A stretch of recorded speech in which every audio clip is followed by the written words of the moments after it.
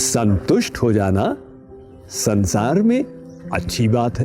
भाई तुमको जो धन मिला, जो पति या पत्नी मिले, जो भोजन मिला, उसमें संतुष्ट रहो। जो भगवान ने दिया वो ही ठीक है।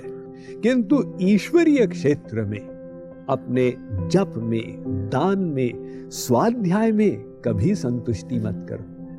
अगर हम संतुष्ट हो जाएंगे तो फिर हम कहेंगे भी अब और प्रयत्न क्या करना, यानी अपनी उन्नति में बाधा आ जाएगी।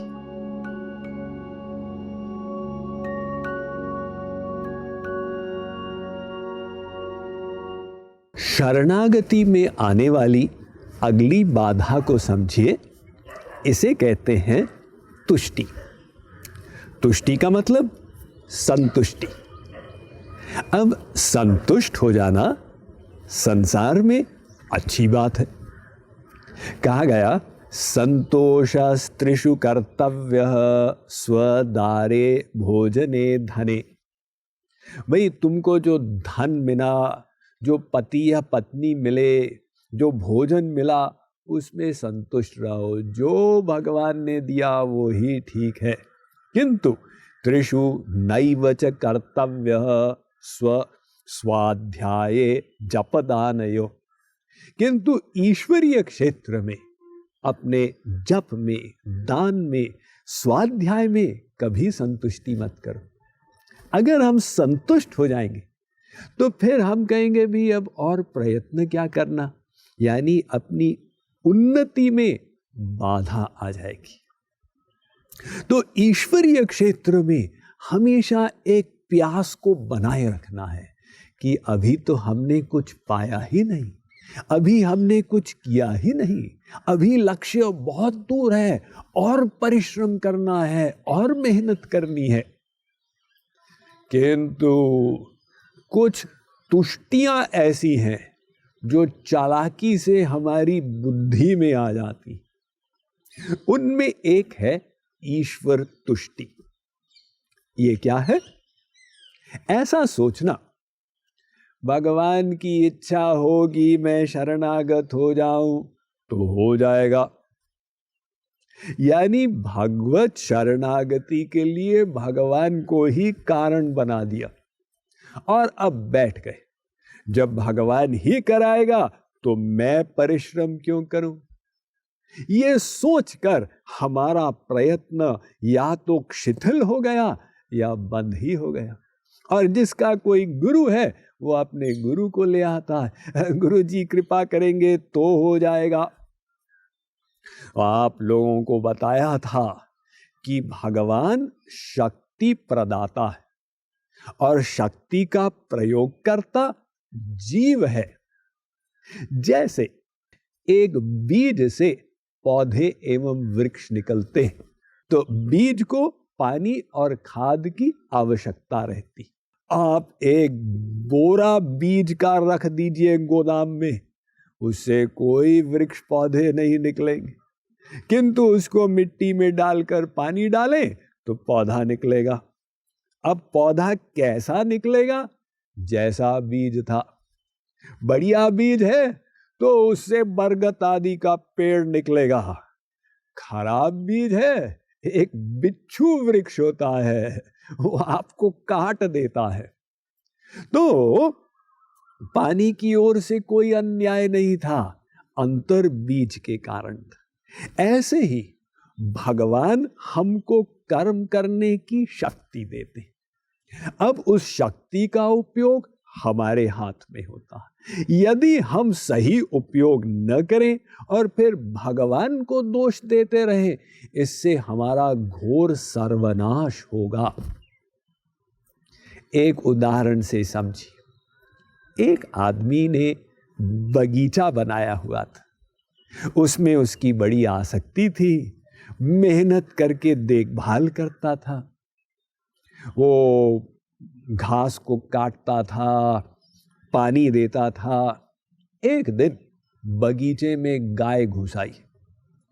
अब वो पशु, उसने तमाम पौधे, फूल इत्यादि खा दिए। इसको पता चला कि गाय ने क्या नुकसान किया है, इसने डंडा लिया और गाय की पिटाई शुरू कर दी। अब इतनी पिटाई कर दी कि गाय मर गई बेचारी। गांव वासियों को पता चला। गांव वासी अब भला बुरा कहने लग गए, ये कैसा राक्षस है, इसने गो हत्या कर दी।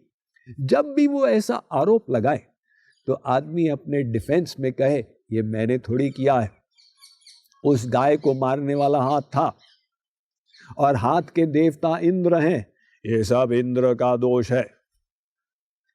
तो इंद्र ने सुना, स्वर्गलोक में बैठे, उन्होंने कहा निरर्थक मेरे ऊपर आरोप लगाया जा रहा। इंद्र ने ब्राह्मण का शरीर धारण किया और पहुंचा बगीचे में और कहा आदमी से, भैया इतना सुंदर बगीचा ये किसने बनाया? मैंने बनाया। अच्छा, और ये फूलों को पानी कौन देता? मैं देता हूं। घास कौन काटता? मैं काटता हूं। देखिए, सर्वत्र कर्तृत्वाभिमान से युक्त है। ये नहीं कह रहा है कि हाथ करता है, उसके जिम्मेदार इंद्र हैं, वो अपने को कर्ता मान रहा। अब वहां पर मरी हुई गाय थी। इंद्र ने कहा, ये गाय को किसने मारा? अब कैसे कह दे ये तो हाथ ने मारा, इंद्र जिम्मेदार है। यानी सर्वत्र हम अभी कर्तृत्वाभिमान से युक्त अपने को कर्ता मानते। तो ईश्वरीय क्षेत्र में हम कहें गुरु जी कृपा कर देंगे तो सब हो जाएगा, ऐसा नहीं होने वाला। वो तब होगा जब हम उस अवस्था तक पहुंचेंगे, किंतु अभी हमें स्वयं प्रयत्न करना होगा। अतः बाहर से प्रयत्न करें और भीतर से कर्तृत्वाभिमान को समाप्त करने का अभ्यास करें। अब इसी सिद्धांत की पुष्टि आप महाभारत से भी कर लीजिए। जब युधिष्ठिर को ग्लानि हुई महाभारत के पश्चात कि मेरे कारण इतने लोग मरे, तो भीष्म ने एक प्रसंग सुनाया। एक ब्राह्मणी थी जिसका नाम था गौतमी। उसके इकलौते बेटे को सांप ने काटा और उसका देहांत हो गया। तो ब्राह्मणी बहुत रोने लगी। शिकारी सांप को पकड़ के लाया मां के पास और कहा, इसने मेरे बेटे को मारा, मैं सांप को मार डालूंगा। ब्राह्मणी ने कहा, सांप को मारने से क्या होगा? अरे हमारा ही भाग्य खराब था, सांप को क्या दोष दें?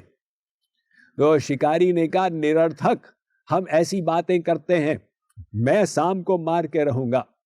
इतने में सांप बोलने लग गया। उसने कहा, मेरा क्या दोष है?